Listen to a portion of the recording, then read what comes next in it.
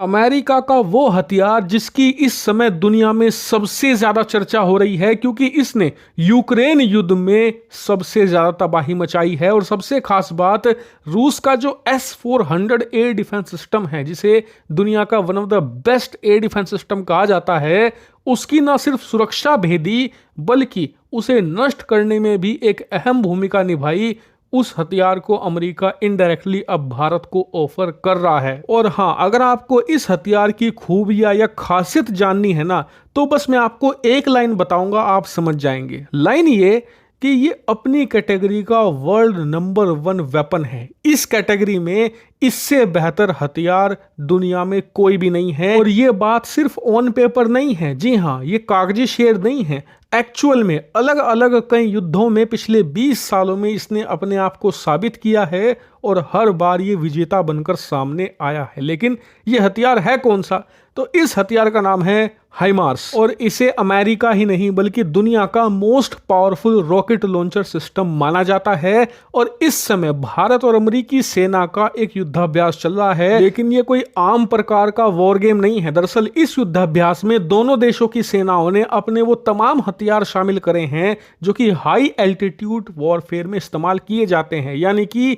ऐसी टेरेन जहां पर ऊंचाई बहुत ज्यादा हो, ऑक्सीजन कम हो और लड़ाई की विपरीत परिस्थितियां हो, वहां पर कौन से हथियार सबसे ज्यादा कारगर साबित होंगे, उन्हें शामिल किया गया है। और इसी हिसाब से दोनों सेनाएं मिलकर अपनी अपनी तरफ से प्रैक्टिस करेंगी कि ऐसे माहौल में किस तरीके से इन हथियारों को ऑपरेट करना है और कैसे लड़ाई लड़नी है। यानी कि तैयारी चीन के खिलाफ है। और इसीलिए अमेरिका ने 2 स्पेशल हथियार इसमें शामिल करे हैं। पहला है स्ट्राइकर कॉम्बैट व्हीकल। और आपको बता दूं, इसकी डील हमने ऑलमोस्ट अमेरिका के साथ साइन कर ली है। हम इसे 500 से भी ज्यादा की संख्या में खरीदेंगे और चीन की सीमा पर तैनात करेंगे, क्योंकि ये एकमात्र ऐसा दुनिया का कॉम्बैट व्हीकल है जो कि चीनी सेना के ऊपर हमें बढ़त दिला सकता है अगर जमीनी लड़ाई होती है तो। और इसीलिए हम इसे अमेरिका से खरीद रहे हैं। लेकिन दूसरा जो हथियार है वो अति महत्वपूर्ण है।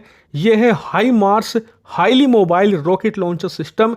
और ये दुनिया का बेस्ट रॉकेट लॉन्चर सिस्टम माना जाता है। इसकी पावर के हिसाब से भी, इसकी मोबिलिटी के हिसाब से भी और ओवरऑल इसकी जो टेक्नोलॉजी है, जो इसकी एडवांसमेंट है, उसके हिसाब से भी, यानी कि हर लिहाज से ये बहुत ज़्यादा अव्वल लेवल का रॉकेट लॉन्चर सिस्टम है। लेकिन आपका सवाल होगा कि यार अमेरिका हमें इसे ऑफर कर रहा है, लेकिन हमारे पास तो खुद का पिनाका रॉकेट लॉन्चर सिस्टम है जो कि बहुत ही शानदार है और अपने आप को कई जगह साबित भी कर चुका है। तो बात आपकी सही है, लेकिन पिनाका और इसमें बहुत अंतर है। दोनों का काम भी अलग है। मैं आपको समझाता हूं कैसे। दरअसल सबसे पहले तो जो ये हाइमार्स है, ये बहुत ही ज्यादा लाइट वेट है पिनाका के मुकाबले। उदाहरण के लिए हाइमार्स को आप 6x6 के ट्रक पर कैरी कर सकते हैं, जबकि पिनाका के लिए आपको 8x8 व्हीकल चाहिए होता है। इसी वजह से हाइमार्स के मुकाबले पिनाका का वजन बहुत ज्यादा होता है। लेकिन ये जानबूझकर किया गया है क्योंकि दोनों के काम ही बिल्कुल अलग हैं। दरअसल हाइमार्स का काम है प्रिसीजन स्ट्राइक करना, यानी कि दुश्मन के किसी एक खास इलाके में एक खास चीज को आपको तबाह करना है तो आप पिनाका की जगह हाइमार्स यूज करोगे। उदाहरण के लिए आपको दुश्मन का एक एयर बेस उड़ाना है, पूरा का पूरा हवाई पट्टी ही खत्म कर देनी है, तो आप हाइमार्स यूज करोगे क्योंकि ये प्रिसीजन स्ट्राइक करता है, निशाने से चूकेगा नहीं। इसीलिए इसमें एक सिस्टम में आप 6 रॉकेट एक साथ फायर कर सकते हैं। 6 रॉकेट से ही आपका काम हो जाएगा। लेकिन पिनाका का काम बिल्कुल अलग है। उसका काम है दुश्मन के इलाके में संपूर्ण सर्वनाश करना, चौतरफा तबाही मचाना अंधाधुंध तरीके से। यानी कि दुश्मन को संभलने का मौका ही ना मिले, उसके पैर उखड़ जाएं, उसकी पूरी इन्फेंट्री आप उड़ाकर रख दो। और इसीलिए पिनाका में आपको एक साथ ज्यादा रॉकेट फायर करने पड़ते हैं। यही कारण है पिनाका इस्तेमाल करते हुए आपको ज्यादा रॉकेट चाहिए। और इसीलिए पिनाका के एक सिस्टम में करीबन 12 रॉकेट आप एक साथ फायर कर सकते हैं, यानी कि हाइमार्स के मुकाबले डबल। इसीलिए इनकी मोबिलिटी पर भी फर्क पड़ता है।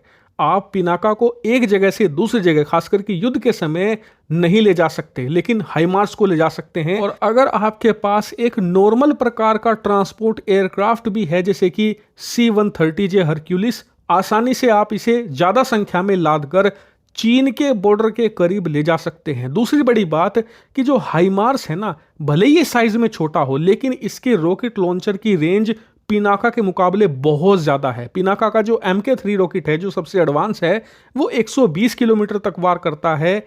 इसकी रेंज 450 किलोमीटर तक है। जैसा कि आप जानते ही हैं कि पाकिस्तान के जितने भी एयरबेस या सैन्य बेस हैं भारतीय सीमा पर, वो बहुत करीब हैं, मुश्किल से 50 किलोमीटर, 70 किलोमीटर, 100 किलोमीटर, ऐसे में वहां पर आप पिनाका यूज करोगे। लेकिन चीन के खिलाफ आप पिनाका इस्तेमाल ज्यादा नहीं कर पाओगे, क्योंकि चीनी सेना के जितने भी बेस हैं, जितने भी ठिकाने हैं, वो सारे आपको 200 किलोमीटर प्लस की रेंज में मिलेंगे। होटान वाला जो उनका सबसे बड़ा बेस है, वो तो 400 किलोमीटर दूर है। इसीलिए वहां पर आपको लॉन्ग रेंज वाला रॉकेट सिस्टम बहुत मदद करेगा। लेकिन सवाल यह है कि क्या भारतीय सेना को यह चाहिए? तो देखिए, फैसला वही करेंगे।